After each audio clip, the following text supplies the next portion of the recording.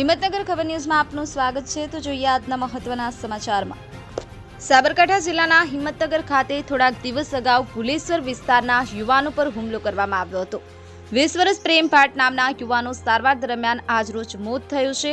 પરિવારજનોમાં આ પાટિયા જેવી સ્થિતિ સર્જાઈ છે। 2 દિવસ પહેલા ભુલેશ્વર બ્રિજ પર 4 લોકોએ જીવલેણ હુમલો કર્યો હતો અને માથાના ભાગે બેટ મારી યુવાનો માથું ફાટી ગયું હતું અને યુવાનને સારવાર અર્થે ખસેડવામાં આવ્યો હતો। જો ફરજ પરના ડોક્ટરે આજરોજ મૃત જાહેર કર્યો છે। 1 વર્ષ અગાઉ જૂની અદાવતમાં 4 લોકોએ હુમલો કર્યો હોવાનું જાણવા મળી રહ્યું છે।